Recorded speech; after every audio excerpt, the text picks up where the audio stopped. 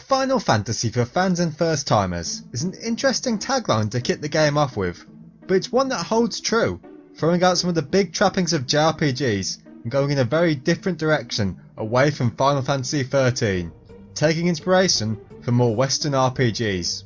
So the question for today is, as a fan, how does 15 shift in style hold up after around 10 hours? Well, one point that should be obvious from the footage playing is that it is a darned pretty game, both technically and design wise, but the series has always been consistently impressive in the graphics department. But what is inconsistent with the series is 15's story, in that it seems to take a bit of a backseat to the action. There is a much smaller number and shorter length of cutscenes, as the game seems to focus on the characterization and bonds of our party of 4 on a road trip, rather than some grand narrative. This has mixed results, as while plot stuff has happened so far, I'm fairly sure I've met someone who will turn out to be the big bad guy. The biggest event in the game so far, the attack on the city, played out entirely off screen, though admittedly that is probably more to do with the tie-in movie, which covers this event. And yeah, it is pretty lame. It feels like there's something missing which is being sold as a separate product. Though the advantage of this style is that the characters are being really well defined and made quite likeable. Each of them has special passive interests, i.e. Noctis likes fishing and Ignis likes cooking. And of course, there's Prompto, who is quickly becoming my favourite character. Prompto's interest is photography. With this, he takes photos on his own while you're out adventuring, and when you rest, you can look through these and save any you like to a photo album. This is a little feature in the game that I really love, as it gives you something to look back on and to commemorate and remember your adventure, and it really fits the road trip style. But anyway, to come back off that tangent, I was talking about Prompto and characterization. The main way it does this is conversations the characters have in the background. i.e. for Prompto, he'll talk excitedly about Chocobo and sing little ditties that Final Fantasy fans will really appreciate. Personally, when I heard him sing the Chocobo song, it genuinely brought a big grin to my face. These background conversations remind me a lot of Dragon Age Origins, which did the same thing. In fact, Final Fantasy XV has clearly taken a lot of inspiration from Western RPGs in general, as it goes for a large open world sandbox style as opposed to the extremely linear style that 13 got criticised for. Given its size to get about the world, we have a car that we can drive around in, again cementing that road trip feel. And one neat feature of this car is its music player, which plays the older Final Fantasy soundtracks, and just chilling driving the open road playing Final Fantasy music is really enjoyable and relaxing. In fact, you can have Ignis auto drive you to your destination and just sit back enjoying the scenery and the music and do something else, like say, write notes about the game for a video. But one point of contention with the car is that it's entirely locked onto the road, as if you were on tracks. You cannot venture off-road in the car at all. You have to get out of the car to actually explore any of the areas. I can understand the reasons for this, but it did feel a bit limiting at first.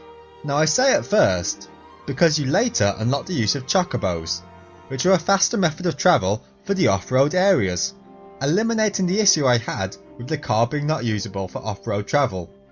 Obviously, the primary reason for travelling is to get between your quest objectives, and with its change in structure, there's a lot more side quests to the game, and they are just okay.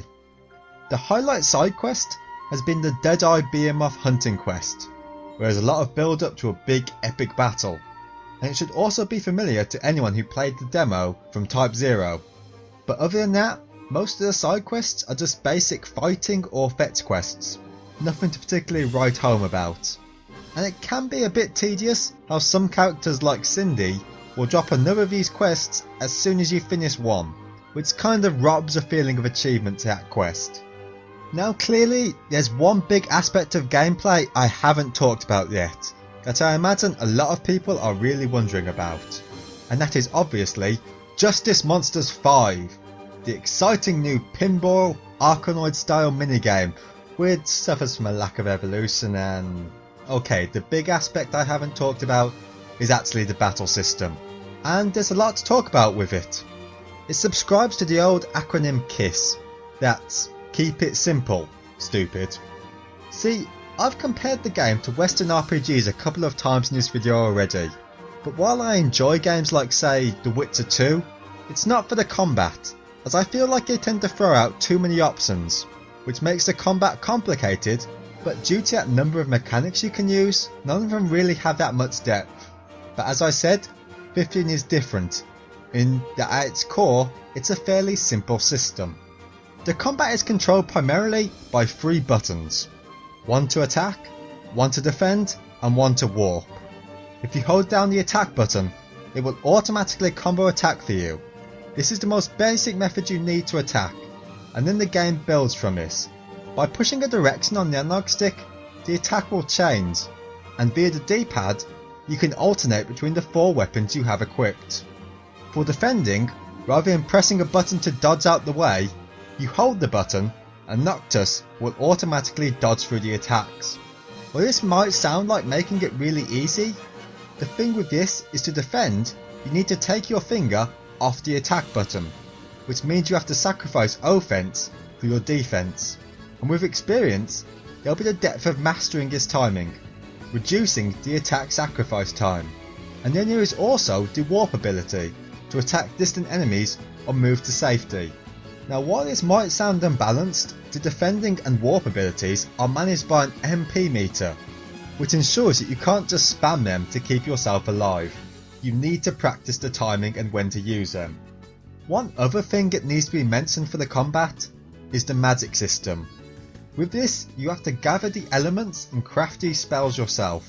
The spells are equipped as a weapon, and essentially act as a powerful grenade, which is an interesting way to handle the magic.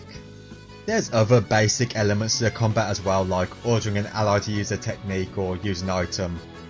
All of this adds together to make a really interesting battle system, that while appearing simple and accessible at first, has enough to it to keep it from growing old or boring anytime soon.